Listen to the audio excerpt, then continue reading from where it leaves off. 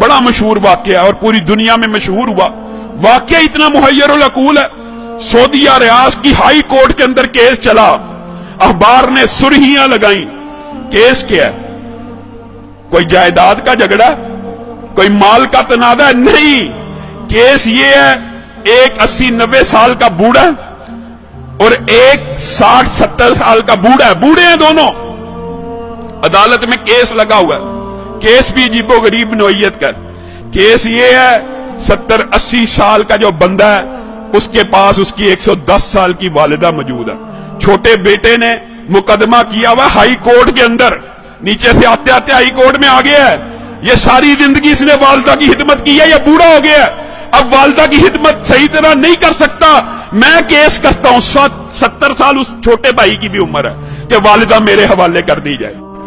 और लोग मालो दौलत के लिए केस करते हैं, और कुछ लोग उनकी अल्लाह ने ऐसी तरबियत कर दी होती है, इतनी अच्छी वालिदैन उनको नसीब होते हैं, ऐसी उम्दा तरबियत होती है, वो केस कर रहा है वालिदा को लेने के लिए। अदालत का जज परेशान है, ये किस किस्म का केस आ गया। वो खुद लिखता है दास्तान, अखबार में इंटरव्यू दिया, मैंने उनका पैचअप कराने की कोशिश की, 15 दिन तुम रख लो, 15 दिन। बड़ा बेटा कहता है मेरे पास रही है, मैंने अब छोड़नी ही नहीं, अब चाहे मेरी उम्र 80 साल हो गई है, एक दिन भी अगर मेरी वालिदा मेरे बारे में शिकायत करे, मेरे छोटे भाई को दे देना। छोटा भाई कह रहा है ये अकेला ही जन्नत कमाने लगा हुआ, मेरा कोई हक नहीं वालिदा पे, इसने इतनी उम्र खिदमत कर लिया, मेरा भी हक है, ये बूढ़ा हो गया। पैचअप करने की कोशिश की, पैचअप नहीं हुई। अदालत का जज लिख रहा है अखबार के अंदर, पैचअप दोनों भाइयों को बुलाया, और अल्लाह का वास्ता है क्या तमाशा बनाया हुआ, अखबारों में खबरें लग रही।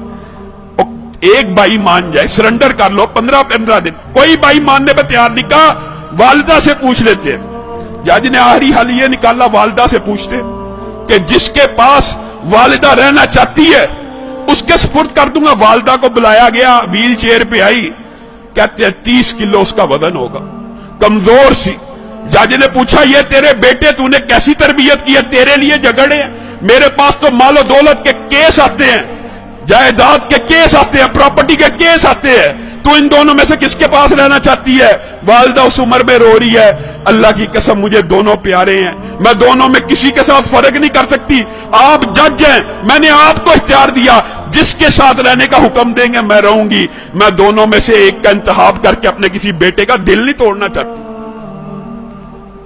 अदालत के जज ने फैसला लिखा, शह सुर्खियां छपी, उस बुजुर्ग खुशकिस्मत खुश नसीब इंसान के आंसुओं की तस्वीर रियाज के अखबार में छपी।